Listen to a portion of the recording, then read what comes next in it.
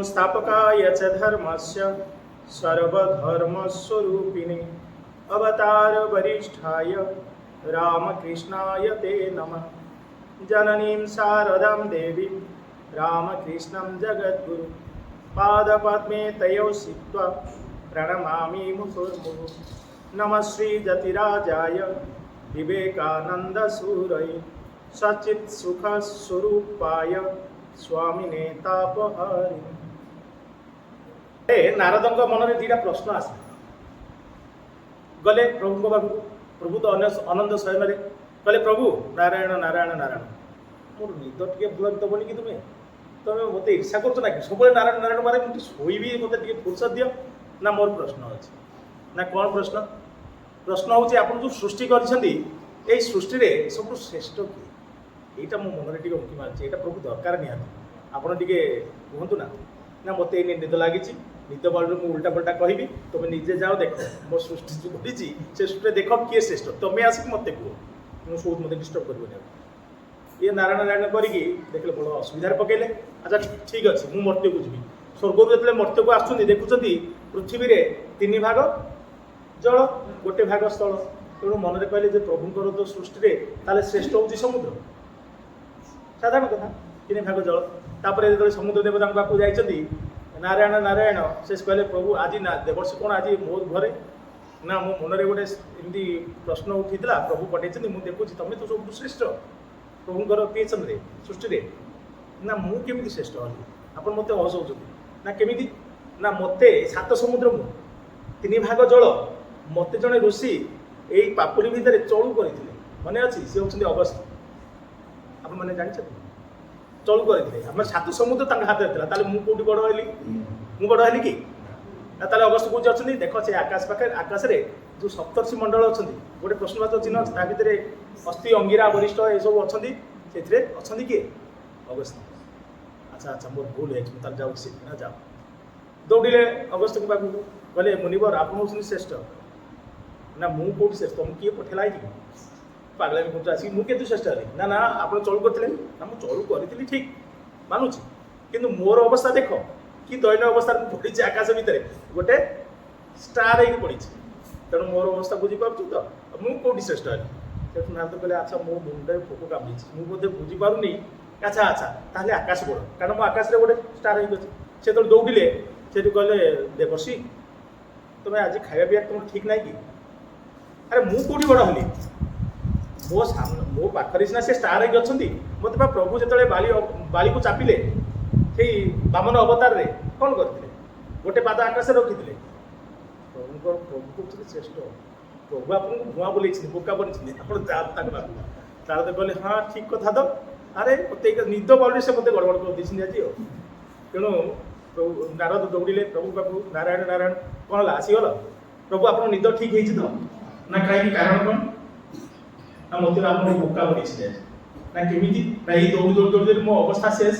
ଯିଏ ଯୋଉଠି ଯାଉଛି ସେ ମୋତେ ଅପମାନ କରୁଛି। ମୋତେ ଅପମାନିତ କରିବା ଆପଣଙ୍କର ଉଦ୍ଦେଶ୍ୟ ଥିଲା କି? ନା କାହିଁକି? ନା ଆପଣ ତ ନିଜେ ଶ୍ରେଷ୍ଠ। ଆପଣ ଯାହା କଲା ବୋଲି କହିଦେଇଥାନ୍ତେ। ଆପଣ ମୋତେ ଭୁଲେଇଲେ କାହିଁକି? ସେଇଠି ପ୍ରଭୁ କହୁଛନ୍ତି ନାରଦ ମୋର ଅବସ୍ଥା ବି ଶୋଚନୀୟ। ମୁଁ ବି ସବୁ ଶୁଣିଲେ କହିଲେ ମୋର ଅବସ୍ଥା ବି ଶୋଚନୀୟ। ନା କେମିତି? ନା ମୋର ଠିକଣା କୋଉଠି ଜାଣିଛ? ମୋ ଭକ୍ତର ହୃଦୟ ଭିତରେ ମୋର ଜାଗା। ତେଣୁ ମୋ ଭକ୍ତ ହେଉଛି ସବୁଠୁ ଶ୍ରେଷ୍ଠ, ସବୁଠୁ ବଡ଼। ସେମିତି ଆମେ କହୁନା ଭକ୍ତର ଭଗବାନ, ଭକ୍ତ ଅଣ୍ଡରରେ ଭଗବାନ। আর ଗୋଟେ ଏକ୍ସାମ୍ପଲ ମୁଁ ଆପଣଙ୍କୁ କହିବି। କାହିଁକି ଜାଣିଛନ୍ତି? ଆପଣ ଯଦି ଯେ ସାତ୍ବିକ ଭକ୍ତ ଭଗବାନଙ୍କୁ ଭଲ ପାଇଲେ ବାନ୍ଧି ରଖେ। ଥରେ ପ୍ରଭୁ ଶ୍ରୀକୃଷ୍ଣ ଯୁଦ୍ଧ ହେବା ଆଗରୁ ପ୍ରଭୁ ଅନେକ ଚେଷ୍ଟା କରିଛନ୍ତି ଯେ ଯୁଦ୍ଧ କରିଥିଲେ। କାରଣ ପରେ କଳଙ୍କିତ ଅଧ୍ୟାୟ ଆସିବ, ସମସ୍ତେ ଯେ ପ୍ରଭୁ ଜାଣିକି ଉସ୍କେଇଲେ ଯୁଦ୍ଧ ପାଇଁ, ସେ ସବୁ କ୍ଲିୟର କରିଦେବା ପାଇଁ ଚାହିଁଥିଲେ। ପାଣ୍ଡବମାନେ ବସିଛନ୍ତି ସେଠି, ପ୍ରଭୁ ଶ୍ରୀକୃଷ୍ଣ କହୁଛନ୍ତି ଆଚ୍ଛା ଏ ଯୋଉ ଯୁଦ୍ଧ ହେବାକୁ ଯାଉଛି ମୁଁ ଚାହୁଁନି ଯୁଦ୍ଧ ହେବା ପାଇଁ, ତମମାନେ ଯୁଦ୍ଧ ହେବାକୁ ଚାହୁଁଛ? ନା ନା ଆମେ ସବୁ ଚାହୁଁନୁ। ନା ବନ୍ଦ କରିବାର 2ଟା ରାସ୍ତା ଅଛି। କ'ଣ ରାସ୍ତା? ନା ଏଇ ଯୋଉ ଯୁଦ୍ଧ ହେବାକୁ ଯାଉଛି 2ଟା ଲୋକଙ୍କ ପାଇଁ ହଉଛି। ଗୋଟେ ହଉଛି ଦ୍ରୌପଦୀ, କାରଣ ସିଏ ପ୍ରଶାସନ ନେଇକି ଗଲା, ସିଏ କହିଲେ ଯେ ମୋ ଚୁଟି ଆଠିକୁ ବାନ୍ଧିବିନି, ଖୋଲିଦେବି, ଯୋଉ ଦିନ ତାର ରକ୍ତ ଦେବ ମୁଁ ସେଇଥିରେ ଯାଇକି ତାକୁ କରିକି ଦେବି। ସେକେଣ୍ଡ ହଉଛି ମୁଁ ବହୁତ ତମେ ଦିନେ ଗୋଟେ କାମ କର, ଯଦି ଦ୍ରୌପଦୀକୁ ଆମେ ମୁଣ୍ଡ ନ କରିଦେବା, ଲଣ୍ଡା କରିଦେବା, ଯଦି ଚୁଟି ନ ରହିବ ଆଉ କାହାକୁ ଦେଖି ସେ ଗର୍ବ କରିବ ଯେ ଯାଉ ଦୁଶାସନ ରକ୍ତ ଇଏ କରିବି, ତେଣୁ କରିଥିଲେ ତ ନା ନା ଏଇଟା ନାରୀ ଅପମାନ, ଏଇଟା ଆମର ନାରୀର ସୌନ୍ଦର୍ଯ୍ୟ ହେଉଛି ଚୁଟି, ଚୁଟି ନଥିଲେ ନାରୀ କଣ ଦେଖାଯାଏ ନା, ଏଇଟା ସମସ୍ତ ନା। ସେକେଣ୍ଡ କାମ, ସେକେଣ୍ଡ କଣ ନା, ମତେ ତୁମେ ଯଦି ଜେଲ ଭିତରେ ପୁରେଇ ଦେବ ତାହେଲେ ମୁଁ ତାକୁ ବାହାରକୁ ଆଣିବିନି, ଆଉ ଯୁଦ୍ଧ ବନ୍ଦେଇବୁ। ସେଠି ସହଦେବକୁ ଚାଲା, ସହଦେବ କହୁଛନ୍ତି ପ୍ରଭୁ ହାତ ଯୋଡ଼ିକି ଆପଣଙ୍କ ସାଙ୍ଗରେ ଚ୍ୟାଲେଞ୍ଜ କରନ୍ତୁନି, କିନ୍ତୁ ମୁଁ ଆପଣଙ୍କୁ ବାନ୍ଧିଦେବି। ନା କେମିତି ବାନ୍ଧିବ, କୋଉଠି ବାନ୍ଧିବ, ମୋର ହୃଦୟ ଭିତରେ ଆପଣଙ୍କୁ ଭଲ ଭାଷା ଦେଇକି ବାନ୍ଧିବି, ଆପଣ ବାହାରି ପାରିବେ। ଭକ୍ତ ହଉଛି ଶ୍ରେଷ୍ଠ, ଭଗବାନ ପ୍ରମାଣ ଦେଲେ ତାଙ୍କୁ ବୁଝା। ପୁଣି କହୁଛନ୍ତି ମୋ ଭକ୍ତର ଅଧୀନ ମୁଁ ତା ହୃଦୟ ଭିତରେ ଥାଏ, ଯଦି ଭକ୍ତ ମତେ ଆଦର ଯତ୍ନ କରି ତାର ହୃଦୟକୁ ଚିତ୍ତ ଶୁଦ୍ଧି କରିକି ରଖେ।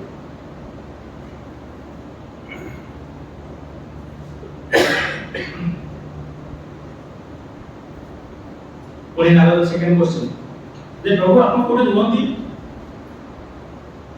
ମୁଁ ଯେତେ ଖୋଜିଛି ସବୁ କୋଉ ଜାଗାରେ ଆପଣ ପାଇବି, ଆପଣଙ୍କ ଆଡ୍ରେସଟା ଟିକେ କୁହନ୍ତୁ। ସେଠି ପ୍ରଭୁ କହୁଛନ୍ତି ନା ମୁଁ ବସାବି ବୈକୁଣ୍ଠ, ମୁଁ ବୈକୁଣ୍ଠରେ ବାସ କରିବି। योगी नाम हृदय नाम साधु सन्यासी योगी मानकर हृदय मध्य मत बास करे। मद्भक्त तत्र गायन्ति तत्र तिष्ठामि नारद। मोर भक्त माने प्रिय भक्त माने जोठी मोर नाम गान गुण करନ୍ତି, ठाकुर तो कहते सेठी उद्दीपना हुए, सेठी भगवान को उपस्थित थाए, सेठी मोर उपस्थित। आज केते सुंदर गीत हला ठाकुर मानकर, तापरे आरती हला, ए सब तेणु एठी पुणी जेतले रामायण सब शेष हो गला, हनुमान को मां सीता कहले जे प्रभु हनुमान को के आशीर्वाद करबी, एते काम से हमको देई काम सहयोग करी छी, हम के कर हनुमान डाकले जे आस तुम्हें कौन सा माने प्राइज गिफ्ट बुझी दे ना, प्रभु जदी आशीर्वाद करिया ता गोटी आशीर्वाद दियंतु ठाकुर को कथा जे आपन को पाद पद्म रे मन रहइबो। सेकंड होची आपनकर नाम कीर्तन जोठी हबो मोर उपस्थित सेठ। देखो रामकृष्ण मिशन रे जोठी राम नाम हुए, एकादशी ताकि राम नाम हुए, सेठी हनुमान को भाई गोटे आसन दिया हुए, राम नाम को गोटे घट दिया। अब रेडी दोछ ना राम नाम को होची के दिया नहीं, हनुमान को अलग छवि दरकार नहीं, से तो राम सब को पाखरे अछती, ताको गोटे आसन देबे आ गोटे बही देबे, से आसन बही गोटे ए राम नाम आरती रे से राम नाम अछि ना, हनुमान भी गाइबे ना प्रभु ना सेठी दे दो। हां एटा तो एटा सोचा रहছে, এটা আমার পরম্পরা রামকৃষ্ণ মিশনে সব দিয়ে দেখো।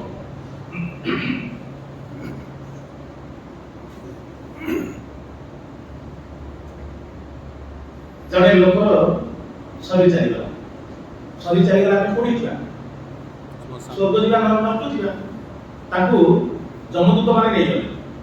स्वर्ग और नरक भीतर गोटे ट्राफिक अछि, डाहाण पटे गले way to heaven, way to hell, स्वर्ग को रास्ता एक नरक को रास्ता।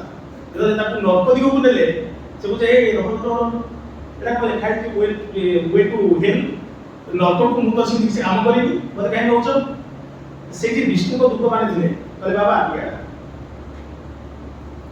तू किछि नै के आसछु ना, कोन नै के आसीबा क्या तू कोन करू ना, मु मोर डाक्टर थी बल पोस्ट रे थी, प्रचुर पैसा एका इनकम करिछि, बढ़िया सुंदर घर करिछि, 40 बड़ा घर, गाड़ी बढ़िया बढ़िया गाड़ी, BMW गाड़ी, घर गाड़ी भी करिछि, आ सुंदर स्त्री के मैरिज करिछि, और तीटा सुंदर सुंदर पिला भी जन्म अछि, मोर को जियो ताकर भविष्य भी मोर कर दिछि, आ सारा जीवन परिश्रम करिकि कोटी कोटी टंका मो बैंक बैलेंस करके आछि, बोला एगुरा हमर एछि दरकार नै कर तो सांगरे किछि आसी ना, मते को सांगरे आसबो, मते पास स्वर्गद्वार देख पड़ी दे पाउस होई छि, आ कोन टेक आसी से सब पड़ी रहि छि, मो घर मो जमीन मो गाड़ी मो स्त्री पिला छुआ टका पैसा बैकग्राउंड सब को छाड़ी आसी, किछि सांगरे देख आसी रोड को है नरको जा किछि नै आसी, मो कितो करे बस ना, घटना कोन बुझिबा ना, से टका पैसा हमर के दरकार होय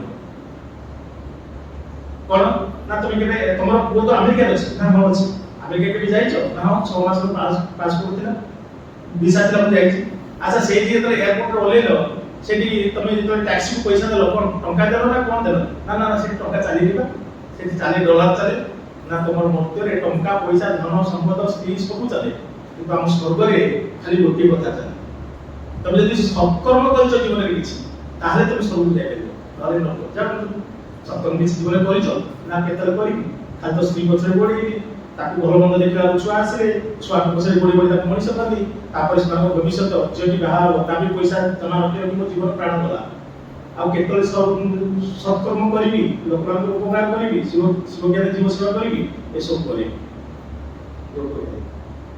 उद्देश्य आम जीवन उद्देश्य को भगवान लाभ ठाकुर स्वामी जी पुणी कहले रामकृष्ण मठ मिशन मोटो कौन गलत कही मन अच्छे एकदम जवाब देते हैं हमर उद्देश्य होची मोक्ष प्राप्त मुक्ति पाइबा ता सहित जगतर कल्याण रे एटा होची आड कराइछि जगतर कल्याण हमर मुक्ति हम रामकृष्ण मठ मिशन रे को अब हमर आदर्श कोन बुझाइछि त्याग आउ सेवा होची हमर आदर्श रामकृष्ण मठ मिशन केवल मठ मिशन रे त्याग सेवा न आपन को परिवार को त्याग सेवा आरंभ करबा दरकार गो माटे घर को आसी गोटे घरे अछंती निजर त्याग आरंभ करबा दरकार बापा मान प्रति सैक्रिफाइस करिवे स्त्री कोई पिला छ मान पई सैक्रिफाइस करिया पड़ो सब सेवा करिया पड़ो केमिति ना हम शिव ज्ञान जीव सेवा बाहर को जाई करछे समाज रो किंतु निज घर आरंभ करू ना तो गलत कहितली पिता माता हमर भगवान ताको आपन प्रणाम न करके एठी जदी आसी मोर मो प्रणाम करे ठाकुर ठाकुर कहबे ना ना गेटा तो घरे असंती देवता तू आसी ताकू छाई आसी मते प्रणाम करू आजिकल धर्म गोटे हे फैशन नुआ साड़ी पिंदिबा किबा धला साड़ी पिंदिबा गुरुवार हेतियो मंगलवार हेतियो शनिवार हेतियो मंदिर जीवा भोग लगेबा बारंबार प्रणाम करी कोन कहबा मु आ मोर स्त्री मो स्वामी मो पिला माने मो सासु ए माने सुस्थ रहंतु भलो पैसा इनकम करंतु आ समते गंगा जल रे बुड़ी जा मोर बाय कोनला असुविधा नै से मत दरकार नै आमे मोर आ आयुर्वेदिक এই বাউন্ডারি পরিধি বাহার করতে যাই পারতা এইথে কিন্তু ভগবান কে খুশি বারবার আপন প্রণাম করি সারা জীবন আপন দিয়ে দেবে কি সে কেবে খুশি হবে না কেবে কি আপন মানে যে সর্বে বন্ধু সুখ সর্বে সন্তু নিরাময় করে এইথে বহুত খুশি কারণ আটলিস্ট আমি সমাজ পাই তো ঠাকুর মাঠে প্রেয়ার করি পারছে তারপর আমি কাম স্টার্ট করব সৎকর্ম আরম্ভ করিবা শিব জ্ঞান জীব সেবা তেণু কইবা এই মুয়া মোরে ଗୋଟେ স্টোরি আছে রেকর্ড হଉଛି আচ্ছা কথাটা হଉଛି যে জনে বৃদ্ধ লোক তার গোটিয়ে পুଅ আর খুব বিশাল ফ্যামিলি সে ଗୋଟେ পাঁচতলা বিল্ডিং আপার্টমেন্ট সুন্দর আপার্টমেন্ট করেছে ଆଉ ଗୋଟେ ବି କରିଛି ଦିଟା ଗୋଟିଏ ପୁଅ କଣ କରିବେ ବାପାକୁ କଥା ହେଲେ ଯେ ଏଇ ପାଁଚତଲା ବିଲ୍ଡିଂ କୁ ବିକ୍ରି କରିଦବା बाबा कहले बाबा रे तू बिक्री लोक देखे मु वृंदावन जाउची 4-5 वर्ष मु वृंदावन रही बाध्यगडा से कटेबी तापर फेरिबी तेनो बाबा चली गले जेतर 5 वर्ष पर फेरछंदी से घर देकी फेरबे आसला को से घरे निया जाउची माने घर पुड़ी जाईची पुड़ी शॉर्ट सर्किट जे निया पड़ी जाउची से पाटे चली जाउची आहा मो घर पड़ी गला केते परिश्रम फल माने केते परिश्रम करची केते टंका पैसा करची ढाल को लुह भलिया गड़ेकी माने लहू भलिया गड़ेकी रक्त भलिया मोर चली जाई केते परिश्रम करके बड़ बिल्डिंग करथि मो बच्चे की लाभ हो यदि मोर बिल्डिंग ता चली गला तो बच्चे की लाभ हो से समय पुअर को काम थिला बापा को रेलवे स्टेशन न भाई देखा जाय बापा को कोडी कोडी काम छुनी से बाबा आपन कोन काम छुनी ना रे एते सुंदर घरटा तू हसतु गले मोर बच्चे की लाभ कोन से कोडी हसको जी बाबा ए घर बा आपन पैसा लिखि करिया बे पर वो सेरा बिक्री कर सेरा ना वो यही कथा आपको आगे कहूं अच्छा ठीक है सर ऐसा बुझिला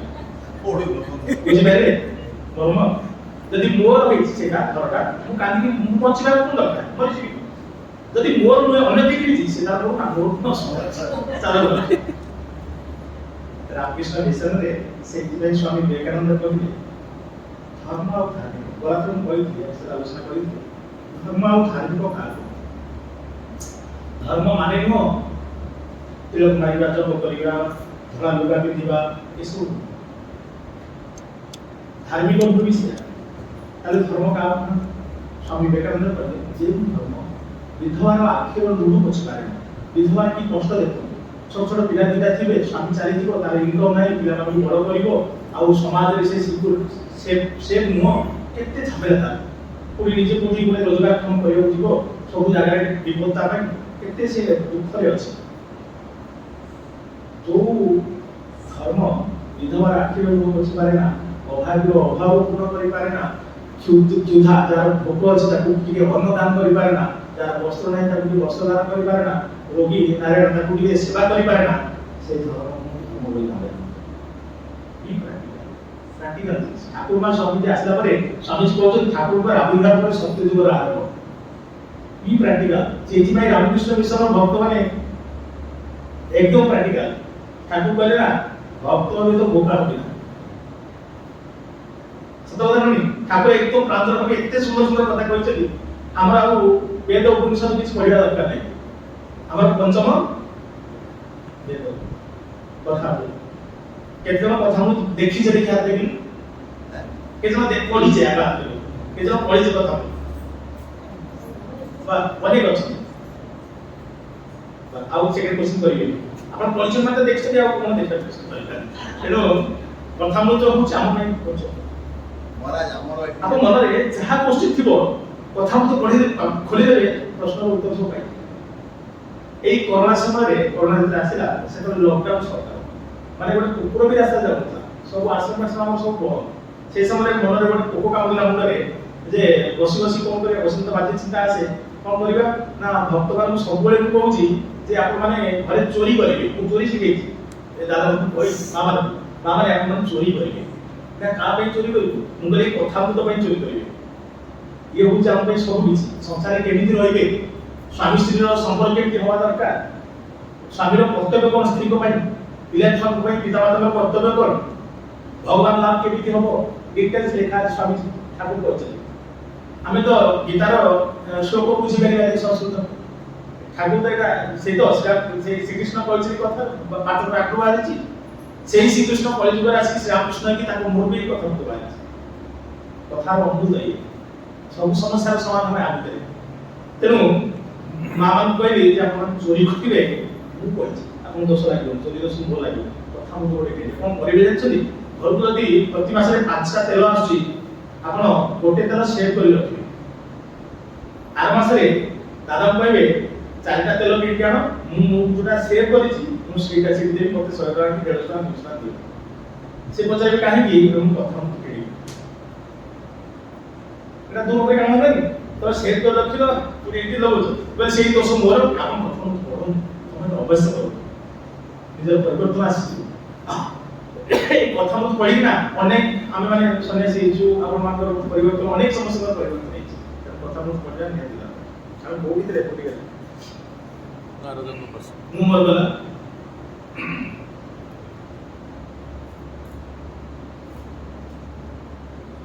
ଆଉ ଗୋଟେ ଗল্ପ କରିବା, କିନ୍ତୁ କେହି ମନେ କିଛି ଭାବିବେ ଆପଣମାନଙ୍କ ଜୀବ ତିନିଟା ଜୀବ, କିନ୍ତୁ ବୟସ୍କ ମା ମାନେ ଖୁବ ଖୁସି ହେବେ, ଆପଣଙ୍କୁ ସପୋର୍ଟ ଯାଉଥିବ। ବୋହୁ ମାନେ ଯୋଉମାନେ ଅଛନ୍ତି ପାଖକୁ ତୀର ଯିବ। କଥା ହଉଛି କି ଯେ ନୂଆ ନୂଆ ମ୍ୟାରେଜ କରିଛନ୍ତି, ସ୍ତ୍ରୀ ଆସିଛି, ଘରେ ଶାଶୁ ମା ଚାଲିଯାଇଛି, ଖାଲି ବୁଢା ବାପାଟିଏ ଅଛି। ବାର୍ଦ୍ଧକ୍ୟ ଅବସ୍ଥା, କହିଲେ ବାବାରେ ଯଦି ମ୍ୟାରେଜ ନ କରି ଘରେ ତ ନାହିଁ, କିଏ ରୋଷେଇ କରିବ, କିଏ ଘର ଦାୟିତ୍ୱ ନେବ, ଏତେ ବଡ଼ ଘର। ପୁଅଟି ରାଜି ହେଇଛନ୍ତି, ପୁଅଟି ଚାକିରି କରିଛନ୍ତି।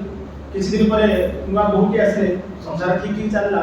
କିଛି ଦିନ ପରେ ଛୁଆଟି ପେଟରେ ଗର୍ଭରେ ରହିଲା ପରେ ମେଡିକାଲ ଗଲେ ଚେକ୍ କରିବା ପାଇଁ, ଯେମିତି ମା ମାନେ କରନ୍ତି, ଚେକ୍ କଲା ପରେ ସେଠୁ ଡକ୍ଟର କହିଲେ ଯେ ଛୁଆ ଠିକ ଅଛି, କିନ୍ତୁ ଟିକେ ଇନଫେକ୍ସନ ଦୂରେଇ କରିବେ। କଣ କରିବା? ଏବେ ଘରେ ଆଲୋଚନା କଲେ ଯେ ବାପାଙ୍କର ତ ଯତ୍ନ ହେଇଛି, କାଶୁଛନ୍ତି ସବୁବେଳେ, କୋଉ ପାଖୁଛନ୍ତି ତାଙ୍କ ପାଇଁ ଟିକେ ଘର ପଛପଟେ ଗୋଟେ କିଲୋ ଆଜବେଷ୍ଟ ଘର କରିଦେବା, ସେ ସେଇଠି ରୁହ, ତାଙ୍କ ପାଇଁ ବେଡ୍ ଫେଡ୍ ଖଟ ସବୁ ରେଡି କରିଦେବା। ପୁଅ ସେଇଆ କଲେ, ସ୍ତ୍ରୀ ଯାହା କହିବ ତୁ କରିବାକୁ, ତେଣୁ ଘର ଗୋଟେ ଆଜବେଷ୍ଟ ଘର ହେଲା, ବାପାଙ୍କ ଘର ସିଫ୍ଟ ହେଇଗଲା ବାହାରକୁ। ତାପରେ କିଛି ଦିନ ପରେ ଛୁଆ ଜନ୍ମ ହେଲା, ଜଣା ହେବା ପରେ ସେଠୁ ଡାକ୍ତର ପାଖକୁ ମଝିରେ ମଝିରେ ଚେକଅପ୍ କରିବାକୁ ଗଲେ, ଛୁଆର ତ କିଛି ଗଡ଼ବଡ଼ ହୁଏ, ଛୋଟ ପିଲା ସିଏ, ଡାକ୍ତର କହିଲେ ଇନଫେକ୍ସନକୁ ଦୂରେଇକି ରହିବେ, କିନ୍ତୁ ବାପାଙ୍କର ଯତ୍ନ ଅଛି। ସେଠୁ ବୋହୂ ପାଟି କହିଲେ ଛୋଟ ଛୁଆ आम बापा जो बासन में खाऊँ से बासन में पिला को आम खाऊे इनफेक्शन डेंजर वेरी डेंजर कौन करवा ना आम बासन बासन भी तो किसी डिफरेन्स नहीं तुम बजार को आज जाओ पथर थाला ग्लास बाटी सब किणी नहीं आस चिन्हबार किसी असुविधा हेनी पुओ कथा तो मानवे भगवान गले सब किणी नहीं आसे आनला से बापा कहला पुणी कौन है ना बापा बासन आम भर धोई घरे रखा से आजबेस्ट घर रही छुआटी क्रमक्रमे बड़ होची बड़ है देखिए आप छुआ मैंने बापा माँ को यदि श्रद्धा करुवे घरे बुढ़ा बुढ़ी बाबा माँ से बेसी श्रद्धा कर बेसी जाते ये बेसी मिसला माँ कहले बापा बापा पाक बेसी जीवनी इनफेक्शन हम ना ना बापा मन देखिए मुझे तेणु ये देखा अटक कर छोट पिला किसी दिन पर बहु खाଇବା टाइम है 12टा बहु माँ खोजुंट बासन पड़े गला बापा घरे बासन ना पागल भली खोजुंट केमी देवी समय है मेडिसिन खाଇବା समय है से पुओटी दौड़ी आसी कौन माँ कौन है ना ये बापा पथर थाला बाटी सब रखी बाबा खोजिक पाऊनी खाଇବା जावा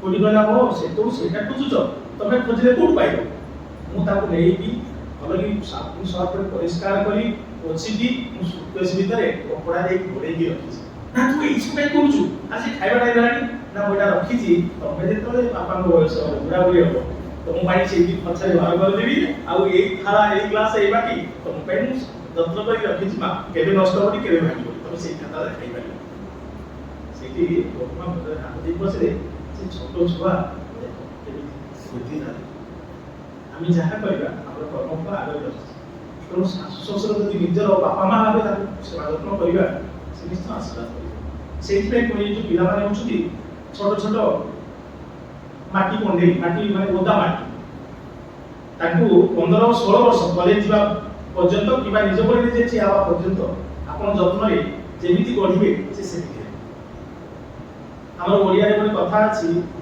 हाथ अलसे निश बोलता ए निश जदि सब जने हाथ माउथिबो से ठीक ठीक सुंदर देखाला सत्य निश और से तेरो आमे माने अलसुआ किबा स्वार्थपर भाबे पिला को जत्न नै पाबे एटा हम बड़ भूल करछ आजकल पिला माने मोबाइल नले खाइबा खाइबा कोना सोना कोरोना किछि बा ए इतना अवॉइड करो कारण खूब डेंजर ये जिनिस आप यदि सब व्यवहार करिबा डाक्टर को बड़े डाक्टर के हाथ दिन छुरी पड़े से लोग ऑपरेशन करके सुस्त करके जीवन दान कर से छुरी यदि डकायत हाथ पड़िबो चोरी बदमाश करे मनुष्य मर्डर कर छुरी रो कोन दोष है मोबाइल रो कोन दोष है मोबाइल तो आमे यूज करछ हमर कोन दोष होछ हमर तो निहात व्यवहार करिया दरकार अपन माने कांटेक्ट करले कि किछि डोनेशन आछला किछि सेवा काम होला बेलमोर संगे कांटेक्ट करबे सब मते जने छुआ कहि देला जे आपण मना करछन हम खाइबा सब मोबाइल तो आपन तो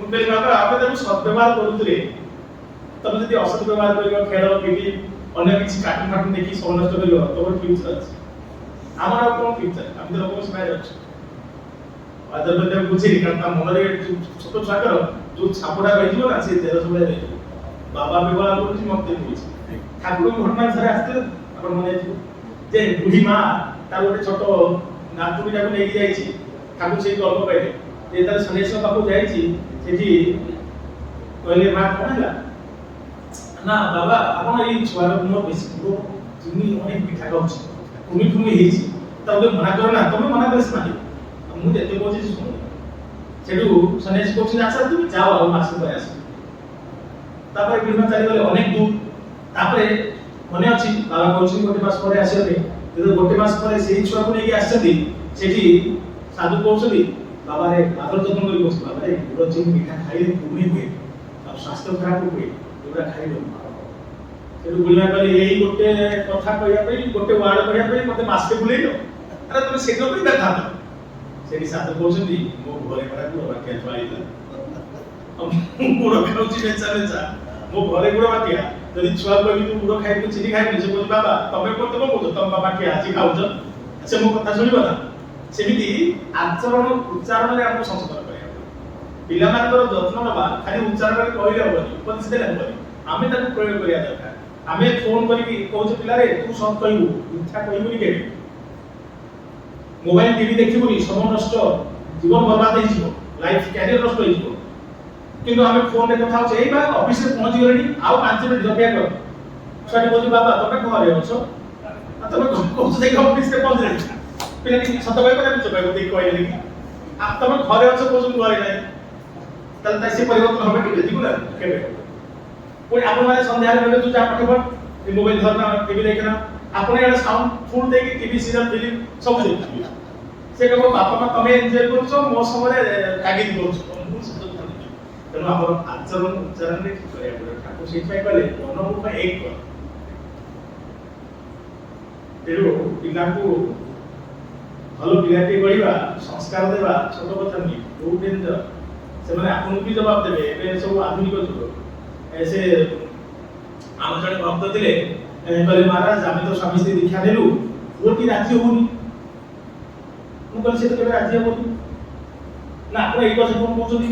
ମୁଁ କହିଲି ହଁ ମୁଁ ସିଓର କହିବି, ଆପଣ ତ ସନ୍ଧ୍ୟା ସମୟରେ ଅଧ୍ୟୟନ କରୁନାହାନ୍ତି, ପାଠ କରୁନାହାନ୍ତି। ପୁଅଟି ଦେଖୁଛି ବଡ଼ ପିଲାଟିଏ 15-16 ବର୍ଷ ହେଲାଣି, ଦୀକ୍ଷା ନେବାର ସମୟ ଆସିଗଲାଣି।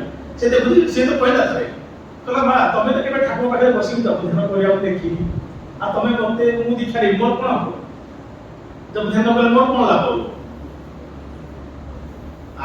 ଆପଣଙ୍କ ପାଖରେ ଗୋଟେ ଆଇଫୋନ ଅଛି 1.5 ଲକ୍ଷ 2 ଲକ୍ଷର ଫୋନ, ଆପଣ ତାକୁ ଯଦି ଅନ୍ କରିପାରିବେ, ତାକୁ ଯଦି ଅପରେଟିଂ କରିପାରିବେ, ଖୋଲିକି ତାର ଯୋଉ ନିୟମ ଗୁଡ଼ା ସେ କିଛି କରିପାରିବେନି, ତାହେଲେ 1.5 ଲକ୍ଷ 2 ଲକ୍ଷର ମୋବାଇଲ ଥିଲେ କଣ ଲାଭ? ସେଟା ତ ଆପଣଙ୍କ ପାଇଁ ଜିରୋ। ସତ ନା ମିଛ?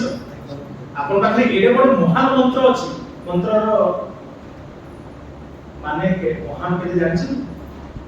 ଆମେ କେତେ ଜଣ ଦୀକ୍ଷିତ ଦେଖି ହାତ ଟେକି ଆପଣମାନଙ୍କ ପାଇଁ এটা ମୋ ପାଖକୁ ପଠେଇ ଦେବେ ମାନେ ତ ଖାଲି ଆରେ ଆପଣମାନଙ୍କ ପାଇଁ କେତେ ଜଣ ସନ୍ଧ୍ୟା ସକାଳେ ଜପରେ ବସେ ଦିଆ ଦେଖି ଅଧା କମିଯାଇଛି, ଅଧା କମିଛି। ସେ ମାର ଦେଖୁଛନ୍ତି କଣ ମୁଁ ବସୁଛି କଣ ସକାଳ ସନ୍ଧ୍ୟାରେ ବସି ପାରୁନି ତ ଏମିତି କହି ମାର କରୁଛନ୍ତି ସକାଳ ସନ୍ଧ୍ୟାରେ ଆପଣଙ୍କ କଥା ଗୁଦେର କହିଛି ସକାଳ ସନ୍ଧ୍ୟାରେ ବସିବାକୁ, କିନ୍ତୁ 4 ଥର ବସିବା 4 ବାର ବସିବା। ଆପଣ ଦେଖନ୍ତୁ ରାଜା ମହାରାଜ କହିଲେ ତୁମର ହଉନି ସମସ୍ତେ କହୁଛ, ମୁଁ କହୁଛି 3 ବର୍ଷ ଯଧ୍ୟାନ କରି ଦେଖ, ଯଦି ନ ହବ ମୋ କାଳରେ ଚାଲିବ।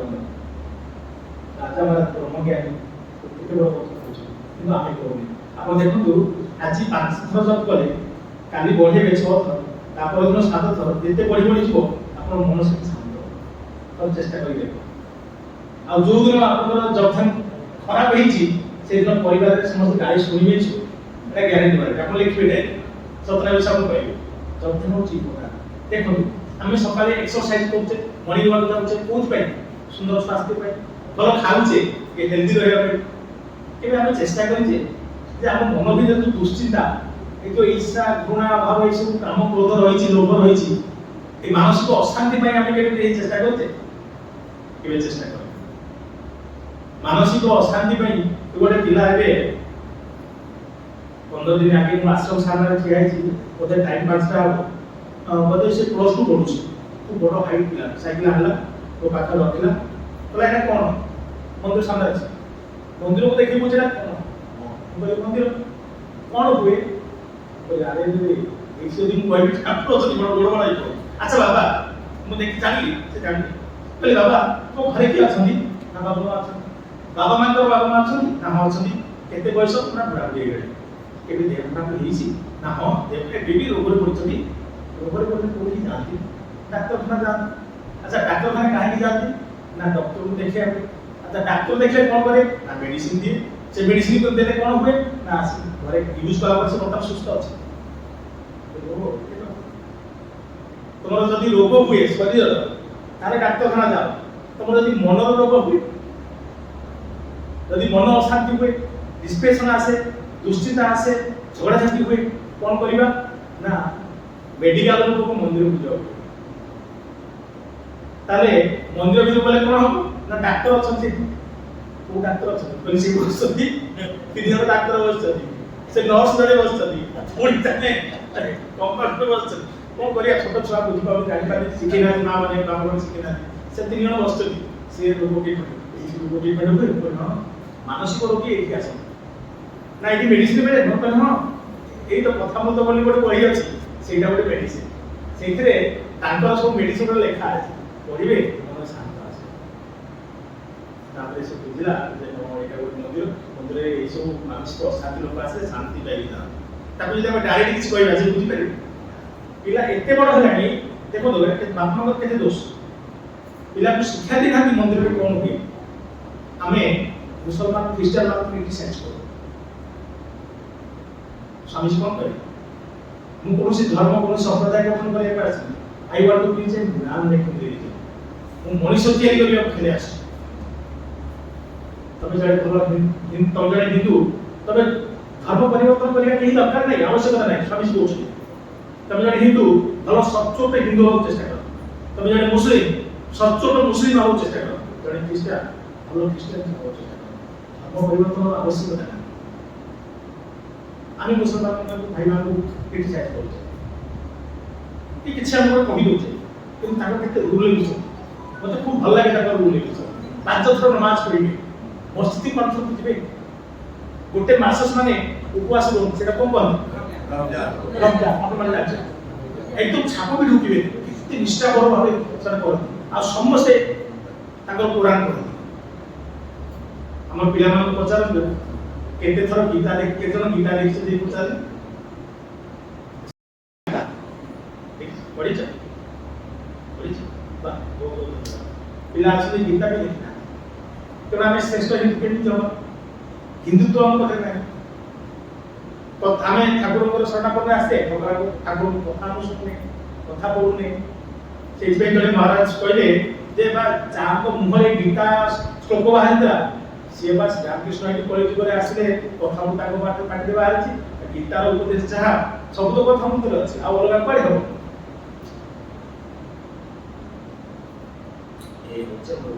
ଆଜି କଣ ଆଲୋଚନା କରିବେ? କେତେ ସମୟ ହେଲା? ନା ଏମିତି ମିକ୍ସ କରିବା ନା ଯିବା ମାଙ୍କ ପାଖକୁ ଯିବା ନା ରାମାୟଣ ଯିବା? ଆପଣ ଯାହା କହିବେ ନା ମିକ୍ସ କରିଦେବା?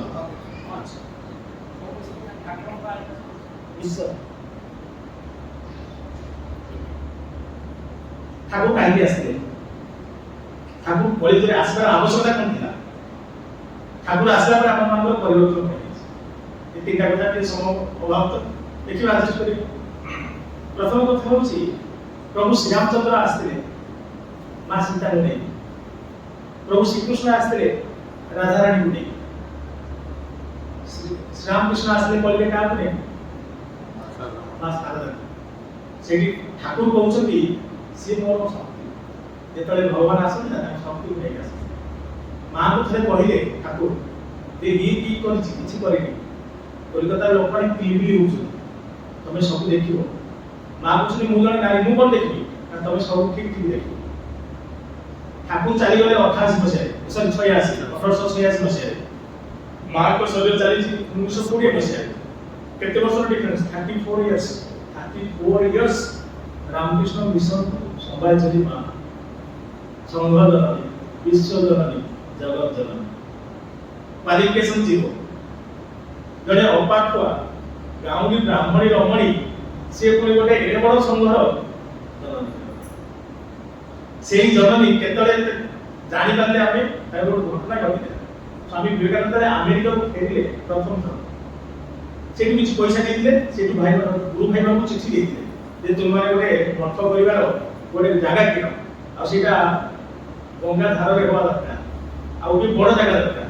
ଗୋଟେ ଉଦ୍ଦେଶ୍ୟ ଅଛି ବଡ, ଗୋଟେ ୟୁନିଭର୍ସିଟି କରିବି, ପିଲାମାନଙ୍କୁ ବେଦ ପଢେଇବି। ଶେଷ ସମୟରେ ସ୍ୱାମୀଜୀ 4 ଘଣ୍ଟା ପୂର୍ବରୁ କହୁଛନ୍ତି ପ୍ରେମା ବାବୁରାମ ଭାଇ ଏଇଠି ଗୋଟେ ବେଦ ବିଦ୍ୟାଳୟ ହେବ, ପିଲାମାନେ ଶିଖିବେ ବେଦ। ମୋନା ଗୋଟେ ୟୁନିଭର୍ସିଟି ହେବ ଏଇଠି, କହିକି ଯାଉଛି। ପୁଣି କହୁଛନ୍ତି ଯେ ସେବକ ଅଛି, ଆରେ ମୋର ସେଇ ବ୍ୟାଗ ଦେଖି ତ କେତେ ପଇସା ଅଛି? ନା ସ୍ୱାମୀଜୀ ଏତିକି ପଇସା ଅଛି? ନା ହେଇଯିବ ହେଇଯିବ। ମୁଁ ଦେଖିଥିଲି ସକାଳେ ସେ ସାଧୁର ମଶାରୀଟା ଥିଲା, ଢକା ଅଛି, ରାତି ସାରା ସେ ଶୋଇପାରୁନି। ଅଧ୍ୟୟନ କେମିତି କରିବ? ଯାହା ପଇସା ନେଇକି ତା ପାଇଁ କିଣିଦିଏ ମଶା। ଶରୀର ଯିବାର 4 ଘଣ୍ଟା ପୂର୍ବରୁ ସେବା କାହା କୁହାଯାଏ ଆପଣମାନେ ଚିନ୍ତା କରନ୍ତୁ। କେବଳ ସ୍ୱାମୀଜୀ ତାଙ୍କ ମୁହଁରେ ଖାଲି କହି ଯାଇଥାନ୍ତି ଯିବ କେତେ ଦିବସ। ଏଇଟା ତ କହିଛନ୍ତି ଠାକୁର କହିଥିଲେ। କେତେବେଳେ ଠାକୁର କହିଥିଲେ ଆପଣ ଜାଣିଛନ୍ତି ତ? ଯେତେବେଳେ ବୈଷ୍ଣବ ମାନଙ୍କର 3ଟା କଥା, ପ୍ରଥମ ହେଉଛି ନାମେ ରୁଚି, ତାପରେ ହେଉଛି ବୈଷ୍ଣବ ସେବା, ତୃତୀୟ ହେଉଛି ଜୀବେଦୟା। ଜୀବେଦୟା କହିବା ସମୟରେ ଠାକୁରଙ୍କୁ ସମାଧିତ ଅଛନ୍ତି ଆଉ ରାଗି ଯାଇଛନ୍ତି। ସେଟା ଜୀବଦୟା କିଏ? ତମେ ତ କୀଟାଣୁ ବିକ, ଦୟା କରିବା ଲୋକ ଭଗବାନ ଦୟା କରିବେ, ଦୟା ନୁହେଁ ସେବା। ରାମକୃଷ୍ଣ ମିଶନରେ ଆପଣ ଦୟା ସାହାଯ୍ୟ ଏ ୱାର୍ଡ ଶୁଣିଥିବେ, ଆମ ଡାଇରୀ ନାହିଁ ସେବା, ଶିବ ଜ୍ଞାନ ଜୀବ ସେବା। ଆଚ୍ଛା ପୁଣି ସ୍ୱାମୀଜୀ ସେଥିରେ ଆଡ୍ କଲେ ଗୁରୁ ଭାଇକୁ ପୁଣି ଚିଠି ଦେଲେ ଆମେରିକାରୁ, ଦେଖ ଭାଇ ତୁମର ଘଣ୍ଟା ହେଲା ପୂଜାକୁ ମୁଁ ପସନ୍ଦ କରେ, ଇଏ ଆଶ୍ଚର୍ଯ୍ୟ କଥା, ଭଗବାନ ପୂଜା କରିବୁନି ନା ନା ନା ମୁଁ ଏସବୁ ପସନ୍ଦ କରେ। ଠାକୁରଙ୍କ ପୂଜା ଅପେକ୍ଷା ଠାକୁରଙ୍କ ସନ୍ତାନ ମାନଙ୍କର ଯଦି ତୁମେ ଉପକାର କରିବା ସେଥିରେ ଭଗବାନ ବେଶୀ ଖୁସି। ପ୍ରାକ୍ଟିକାଲ ଜିନିଷ ଠାକୁର ସ୍ୱାମୀଜୀଙ୍କ ସମୟରେ ଆଧୁନିକ ଯୁଗରେ ଧର୍ମର ପରିବର୍ତ୍ତନ ସବୁ ମିଳିଛି, ସବୁ ପରିବର୍ତ୍ତନ କରିଦେଇଛନ୍ତି। ତେଣୁ କହିଲେ ଯେ ତମେ ଠାକୁରଙ୍କ ପାଖରେ ମନ୍ଦିରରେ ଯେମିତି ସଜେଇକି ଛପନ ଭୋଗ ଲଗଉଛ, ଧୂପ ଦୀପ ଲଗଉଛ, ମାଳ ପିନ୍ଧଉଛ, ଲୁଗା ପିନ୍ଧଉଛ, ସେମିତି ସେଇ ଭଗବାନ ଆମର ମନ୍ଦିରରେ ଅଛନ୍ତି। ସ୍ୱାମୀଜୀ ମନା କରିନାହାନ୍ତି, ଭଗବାନ ସେଇ ଭଗବାନକୁ ତମେ ନେଇକି ସମାଜକୁ ଯାଅ।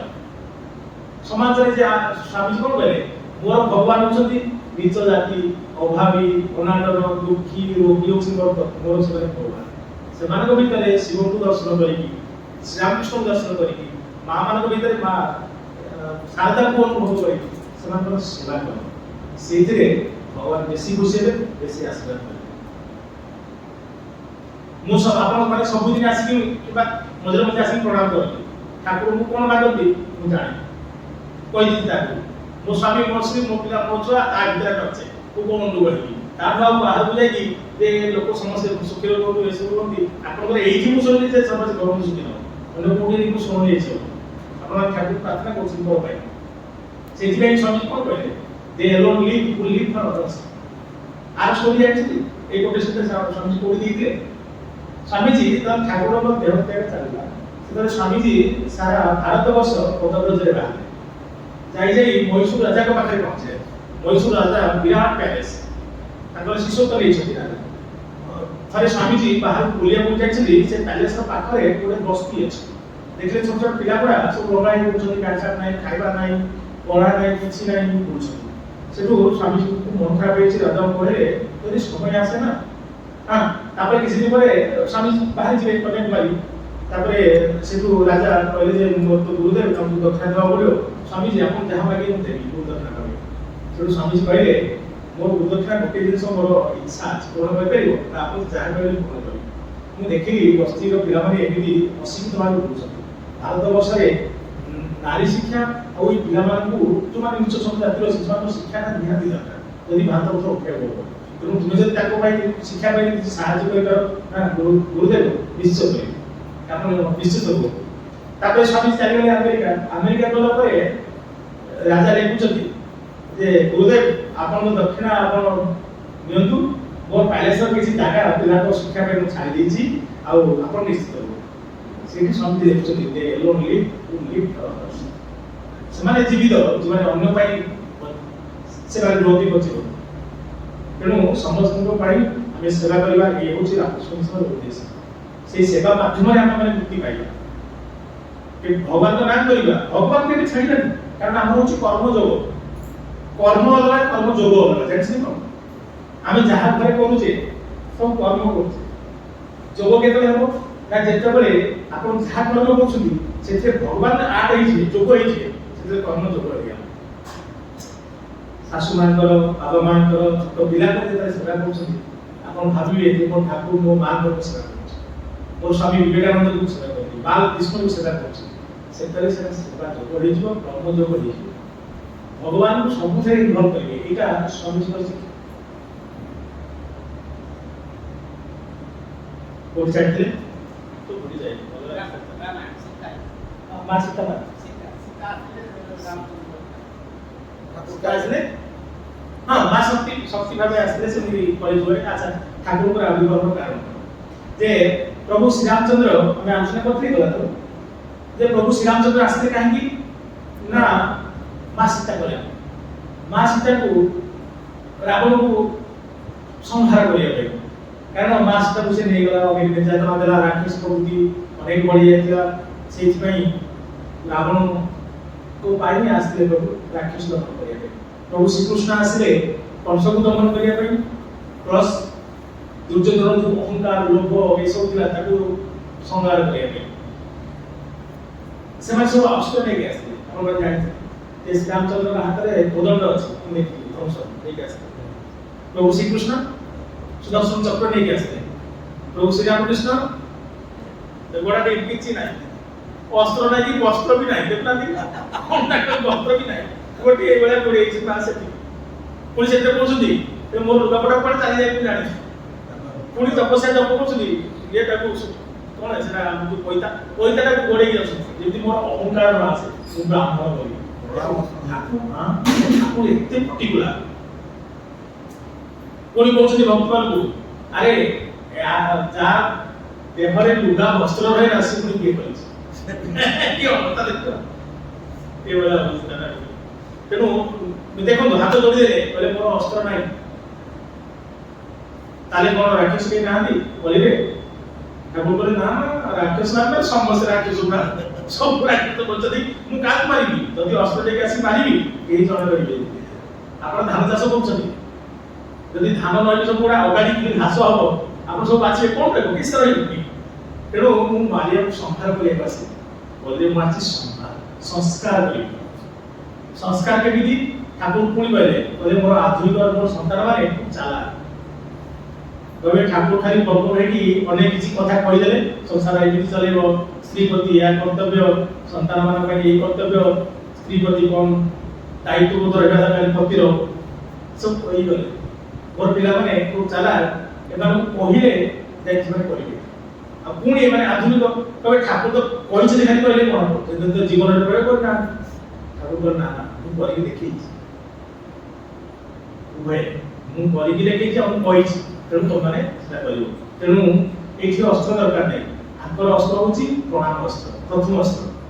ଆଉ ସେକେଣ୍ଡ ହଉଛି ଯେ ମୁଁ ସେମାନଙ୍କୁ ସଂସ୍କାର କରିବି କେମିତି ନା, କେବଳ ଯେମିତି ଗୀତାରେ ପ୍ରଭୁ କହିଗଲେ ସବୁ କିଛି। ତେଣୁ ଏଇ କଥାମୃତଟା ହଉଛି ଆମ ପାଇଁ ସଂସ୍କାର। ସେଇଥିପାଇଁ ବଳରାମ ବାବୁ ଠାକୁରଙ୍କ ସହିତ୍ୟାଗ ପରେ ନରେନ 2 ଜଣ ବସିଛନ୍ତି। ବଳରାମ ବାବୁ ମନ ଖରାପ କରି କହୁଛନ୍ତି, ନରେନ ଠାକୁର ଆସିଲେ ଚାଲିଗଲେ, ଆମର କଣ ଉପକାର କିଛି? ସେଠି ସ୍ୱାମୀ ବିବେକାନନ୍ଦ ନରେନ କହୁଛନ୍ତି, ବଳରାମ ବାବୁ ଆପଣ ଏଇ କଥା କହି ପାରୁଛନ୍ତି, ଆମର କିଛି ହେଇନି। ଥରେ ଚିନ୍ତା କଲେ, ଆମେ ଥିଲେ ଦାନବ, ଠାକୁରଙ୍କ ସଂସ୍ପର୍ଶରେ ଆସିକି ଆମେ ହେଇଛୁ ମାନବ। ଠାକୁର କହିଲେ ନା, ମାନ ମଣିଷର ଯୋଉ ମୂଲ୍ୟ, ତାକୁ ଜ୍ଞାତ କରିବା ପାଇଁ ଆସିଛି, ଦୈବତ୍ୱକୁ ଉନ୍ମୀଳନ କରିବା ପାଇଁ ଆସିଛି। କହିଲେ ଆମେ ଥିଲେ ରାକ୍ଷସ ଦାନବ, ଆମେ ହେଲେ ମାନବ, ଠାକୁର ସଂସ୍ପର୍ଶରେ ଆସିକି ବର୍ତ୍ତମାନ ଠାକୁର ଚାଲିଗଲା ପରେ ତାଙ୍କର କଥାକୁ, ତାଙ୍କର ବାଣୀ ଉପଦେଶ ଜୀବନରେ ପ୍ରୟୋଗ କରିକି ବର୍ତ୍ତମାନ ଦୈବତ୍ୱ ଆଡକୁ ଯିବା। ଠାକୁରଙ୍କର କହିଲେ ଅବତାର ତ ନେବାର ଉଦ୍ଦେଶ୍ୟ ହଉଛି ମୋ ସନ୍ତାନ ମାନଙ୍କୁ ମୁଁ ଦୈବତ୍ୱ ଆଡକୁ ନେବି। ଶିବାନନ୍ଦଜୀ ମହାରାଜ ସାରଦା ମହାରାଜ ପ୍ରଶ୍ନ କରିଥିଲେ ଯେ ଠାକୁର ଗୋଟେ ଆଶୀର୍ବାଦ କରନ୍ତୁ, ମୁଁ ସର୍ବଭୂତରେ ଭଗବାନ ଦର୍ଶନ କରିବି। ସେଇ ଠାକୁର କହୁଛି, ଆରେ ଏଟା ସାଧନାର ଶେଷ ପଡେ, ଶେଷ ଅବସ୍ଥା, ସର୍ବଭୂତରେ ଭଗବାନ। ଆପଣମାନେ ଦେଖିଥିବେ, ମୁଁ ଯେତେବେଳେ ଯୁଆଡେ ଯାଏ, ପ୍ରଥମେ ଆପଣମାନେ ପ୍ରଣାମ କରିବା ପୂର୍ବରୁ ମୁଁ ହାତ ଯୋଡ଼ିବି। ଠାକୁର ଏଟା ଉପଦେଶ ଦେଇଛନ୍ତି ଯେ ଠାକୁର କହୁଛନ୍ତି ଯେ ଆଜି ଜଣେ କଲେକ୍ଟର, ଓଏସ୍ କିମ୍ବା ଚିଫ ମିନିଷ୍ଟର କିମ୍ବା କିଛି ଗୋଟେ ବଡ଼ ପୋଷ୍ଟରେ ଅଛନ୍ତି, ତାଙ୍କର କର୍ମ ଅନୁସାରେ ସେ ପରିଶ୍ରମ ଅନୁସାରେ ସେ ହେଇଛନ୍ତି, ଠିକ ଅଛି, କିନ୍ତୁ ଭଗବାନ ଯଦି କୃପା ନଥାଏ, কোন ঠাকুর এক্সাম্পল দଉଛନ୍ତି সেটা আপনারা জানিଛନ୍ତି যে ଗୋଟେ ଘର 1000 ବର୍ଷ ଧରି ବି ଅନ୍ଧାର ଅଛି, କେହି ସେ ଘରେ ପ୍ରବେଶ କରୁନାହାନ୍ତି। ଯେତେବେଳେ ଆପଣ ପ୍ରବେଶ କରିବେ, ସୁଇଚ୍ ଅନ୍ କରିବେ ଇଲେକ୍ଟ୍ରିକ, ସେଇ ଅନ୍ଧାରଟା ଦୂର ହବାକୁ କ'ଣ 1000 ବର୍ଷ ଲାଗିବ? ଗୋଟେ ମୁହୂର୍ତ୍ତ। ଆପଣ ହଜାର ହଜାର ପାହାଡ଼ ଭଳିଆ ଯଦି ପାପ ଥାଏ, ଭଗବାନ ଟିକେ କୃପା କରିଦେବେ, ସବୁ ଉଡ଼ିଯିବ। ସେଇଥିପାଇଁ ତ ସ୍ୱାମୀଜୀ କହିଲେ ଯେ ମୋ ଗୁରୁଦେବଙ୍କ କୃପା କଟାକ୍ଷରେ ସେ ହଜାର ହଜାର ନିର୍ବିଘ୍ନ ସୃଷ୍ଟି କରିଦେଇପାରନ୍ତି।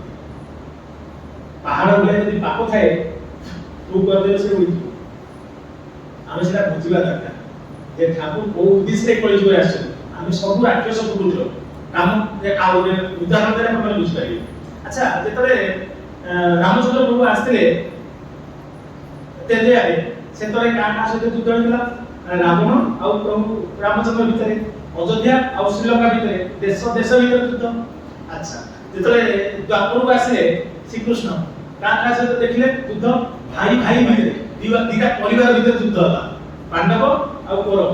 ଦେଖନ୍ତୁ, ଦେଶ ଭିତରୁ ପରିବାର ଭିତରକୁ ଆସିଲା କଳିରେ ଯୁଦ୍ଧ କାହା ସହିତ ନା ଆମ ଶରୀର ଭିତରେ ଶରୀର ସଙ୍ଗରେ ଆମ ଯୁଦ୍ଧ କଣ ଏଇ 6ଟା ଶତ୍ରୁ ଅଛନ୍ତି 6 enemies କଣ ରହିଲା କାମ କ୍ରୋଧ ଲୋଭ କ୍ରୋଧ ଆ ସାଙ୍ଗରେ ଆମେ ସବୁବେଳେ ଷ୍ଟ୍ରଗଲ କରୁଛେ ଏ କଣ କି ଆପଣ ଏବେ ଖୁସି ହଉଛନ୍ତି ଘରକୁ ଗଲା ପରେ କଣ ଟିକେ ଧରା ଯଦି ଆରମ୍ଭ ହେଇଯିବ ଦୁନିଆ ତାପରେ ଯଦି କୋଉଠି ମୋବାଇଲ ଖସିଗଲା ଚାବି ଖସିଗଲା ପୁଣି ବିରକ୍ତ ମୋର ଏତେ ବଡ଼ ସୁନ୍ଦର ଚାଲିଗଲା ଲୋକ କଣ ଗୋଟେ ରାସ୍ତାରେ ଦେଖିଲେ ଏଇ ତାର ଘରକୁ ନେଇଯିବା ତାପରେ ଏତେ ସୁନ୍ଦର ଭାବେ ସେ ଲୋକଟି ହସୁଛି ଏତେ ଆନନ୍ଦରେ ଅଛି ଏତେ ଆନନ୍ଦରେ ସେ କାହିଁକି ରହିଲା ତାପରେ ଆମର ମନ ଦୁଃଖ ସେ ଖୁସିରେ ଅଛି ତାପରେ ଆମେ ମନ ଦୁଃଖ କାହିଁକି ନା ଇର୍ଷା ତାପରେ ଗୋଟେ ଷ୍ଟୋରି ଅଛି କିନ୍ତୁ ସମୟ ବଜାয় ତେଣୁ ଏଇ ଯୋଉ କାମକ୍ରୋଧ ଅଛି 6ଟା ଶତ୍ରୁ ଅଛନ୍ତି ଆମ ଭିତରେ ତା ସହିତ ଆମର ଅହରହ ପ୍ରତି ମୁହୂର୍ତ୍ତରେ ଯୁଦ୍ଧ ଚାଲିଛି ସେଥିପାଇଁ ଠାକୁର କହିଲେ ମୁଁ ଏମାନଙ୍କୁ ମାରିବାକୁ ଆସି ଏମାନଙ୍କୁ ସଂସ୍କାର କରିବି ଭିତରଟା କ୍ଲିୟର କରିବି କଥା ମାଧ୍ୟମରେ ଗୁଣ୍ଡା କରିକି ଯାଉଛି କଣ କରିଛି ନା ପ୍ରଥମ ସବୁ ଜାଗା ଲେଖିଛନ୍ତି ଠାକୁର ବି କହିଛନ୍ତି ଯେ ମୁଁ ଆଚରଣ କରିକି ଯାଇଛି ମତେ ଦେଖିବ ଯଦି ବାପା ମା ଆଚରଣ କରିବେନି ପିଲାମାନେ ଶିଖିବେନି ତେଣୁ ଠାକୁର ଭାବେ ଶିଖିବା ଦରକାର କଣ ନା ପ୍ରଥମେ ଯେତେବେଳେ ମା ଆସିଛନ୍ତି ଦକ୍ଷିଣେଶ୍ୱର ଠାକୁରଙ୍କ ପ୍ରଥମ ପ୍ରଶ୍ନ ମନେ ଅଛି ତମେ ଯେ ଆସିଛ ମତେ ସଂସାରକୁ କାଢିଦେବ ବୋଲି ବ୍ୟୁଟିଫୁଲ କ୍ୱେଶ୍ଚନ ଆମ ପାଇଁ ସେଟା ଏକ୍ସାମ୍ପଲ ଇନ୍ସପାୟାର କର ସେଠି ମାଙ୍କର ଉତ୍ତର କଣ ଅଛି ମୁଁ ତୁମ ସଂସାରକୁ କାଢିଦେବ କେମିତି ଆସିବି ତୁମ ଧର୍ମ ପଥରେ ମୁଁ ଆଗେଇ ନେବାକୁ ସାହାଯ୍ୟ କରିବାକୁ ଆସିଛି ଦେଖ କେତେ ସୁନ୍ଦର ଆଜିକାଲି ଯଦି ସ୍ୱାମୀ କହିବେ ମୁଁ ଟିକେ ମଠକୁ ଯାଉଛି କି ମିଶ୍ରକୁ ଯାଉଛି କି ସାଧୁ ଆସିଛି ତାଙ୍କ କଥା ଶୁଣିବାକୁ ଯାଉଛି ତୁ କହିବେ ରହ ସେଠି ବାରବାର ଗଲେ ଯଦି ସାଧୁ ହେଇଯିବ ସେଠି ଯିବା ଦରକାର ଅନେକ ଅଛି ପରିବାର ଦେଖିଛି ଶୁଣୁଛି ପ୍ରାକ୍ଟିକାଲ ସେଇଠି ଆପଣମାନେ ହଉଛନ୍ତି ଧର୍ମପତ୍ନୀ ଧର୍ମପଥରେ ଆଗେଇ ନେବା ଦରକାର ସହଧର୍ମିଣୀ ଧର୍ମରେ ଆପଣମାନେ ସାଙ୍ଗ ରହିବା ଦରକାର ସିଏ ଯଦି ମଠ ମିଶନ ଯାଇକି ସତ୍ସଙ୍ଗରେ ବସିଲେ ସାଧୁ ସଙ୍ଗରେ ବସିଲେ ତାଙ୍କ ମନରେ ପରିବର୍ତ୍ତନ ଆସିବ ତାଙ୍କର ଯୋଉ କ୍ରୋଧ ଲୋଭ ମୋହ ମାୟା ଅଛି ସେ ଆପଣଙ୍କୁ ଭଲ ପାଇବେ କାହିଁକି ନା ମା ଶାରଦା ବୋଲି ଆପଣଙ୍କୁ ଭାବିବେ ଆପଣ ପରିବାର ଭଲ ହବ ଏଇଟା ଆପଣ ବୁଝିବା ଦରକାର ପ୍ରଥମ କଥା ପୁଣି ସେକେଣ୍ଡ କଥା ତୁମେ ସେକେଣ୍ଡ ଟାଇମ୍ ଯେତେ ଗଲେ କହିଲେ 12 ବେଳେ ଦେଖିକି ଆସିଲନି ଦେହରେ ଏତେ ରୋଗ ନେଇକି ଆସିଲ ମୋ ବଥୁ ବାବୁ କଣ ଅଛି ଯେ ତୁମ ସେବା କରିବୁ ବଥୁ ବାବୁ ପୁଣି ସିଏ ଗୋଟେ ଡେଞ୍ଜର ଲୋକ খুব অহংকারী ঠাকুরଙ୍କୁ ধরে যেতরে কথা ଟିକେ ଚାଲିବାକୁ କଣ କରିବ ଆମେ ଚାହିଁବ ଦେଇ ଯାଉଛି ଆପଣ କ୍ଷମା କରିବେ এই আসলে রাস্তায় তো জিনিস গুলো রাস্তাকে আভয়েড করে যাইব সে ডেঞ্জর লোক কোন ডেঞ্জর না ঠাকুর যেতরে দক্ষিণেশ্বর মন্দিরের পূজারী সেতরে রানী রাসমণি আসলে বলে বাবা ଆପଣ ପୂଜା ଦେଖିବାକୁ ଆସ ଆପଣ ପୂଜା କରନ୍ତୁ ମାଙ୍କର ଆଉ ଆପଣ ଗୀତ ସୁନ୍ଦର ଗାଆନ୍ତି ଗାନ ଖୁବ ସୁନ୍ଦର କରନ୍ତି ଗୋଟେ ଗୀତ ଗାଆନ୍ତୁ ନା ମୁଁ ବସି ନାଟକ କରୁ ମା ଯାଇକି ବସିଲେ ନାଟ ମଣ୍ଡପରେ ଠାକୁର ପୂଜା କରୁଛନ୍ତି ଗୀତ ଗାଉଛନ୍ତି ଅଧା ପୂଜା ଛାଡ଼ିକି ଆସିଲେ ରାଣୀ ରାସକୁ ଭୋଗୀ ଭଳି ଯାତ୍ରା ଖାଲି ରାଣୀ ନାହାନ୍ତି କହିଲେ ଏଠି ବସି ସେଇ ଚିନ୍ତା କହିଲେ ଚାଲିଗଲେ ପୂଜା ପାଖରେ ଯୋଉ ଲୋକ ଥିଲେ ଦୌଡ଼ି ଆସିଲେ ଠାକୁର କହିବେ ଆରେ ରାଣୀ ସିଏ ପୁଣି ମନ୍ଦିର କରିଛି ସିଏ ମାଟି ବାଜିକୁ ପୁଣି ବ୍ରାହ୍ମଣ ମାରୁଛି କିଏ ଛାଇବ ଦେଇ କହିଲେ ଠେକା ଧରିକି ଦୌଡ଼ି ଆସିଲେ ରାଣୀ ରାସ କହିଲେ ଚୁପ୍ ବାବାଙ୍କ ଦେହରେ ଟିକେ ହାତ ମାରିପାରିବ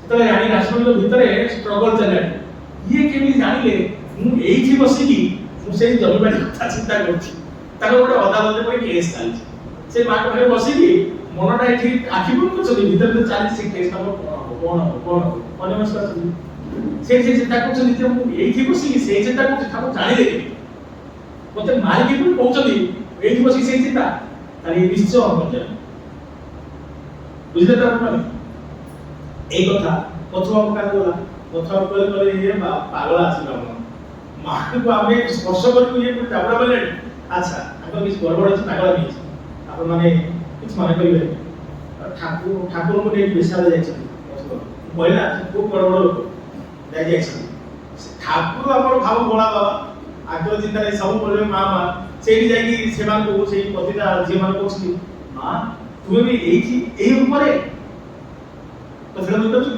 সে যাই সেମାନଙ୍କ ভিতরে মা কালীকে দেখছো সেই সেই লোক সেই স্ত্রী লোক মানে কইছি ভক্ত বাবু ଆପଣ କୌଣସି ଦେବଦୁର୍ଲଭ ଲୋକଟାକୁ ତମେ ଆଜି କୋଉଠି ରଖିବାକୁ ଆଣିଛ କି ଭୁଲ କରିବାକୁ তুমি ଯାଉଛ ସେଠି ମତଲବ କଲେ ଏକା ଫେଲ ରେଲି ଆଉ କିଛି ଷ୍ଟେପ ଦେବି ମଝିରେ କହିଲେ ଯେ ବାବା ଆପଣଙ୍କ ନାଁରେ କିଛି ଜମିବାଡ଼ି କରିବା ସେଠୁ ଠାକୁର କହିଲେ ଶଳା ମତେ କଣ ସଂସ୍ଥା କରିବ ଲୋକ ଦେଖେଇଛନ୍ତି ଦେଖନ୍ତୁ ଏଇଟା ସବୁ ଅଛି।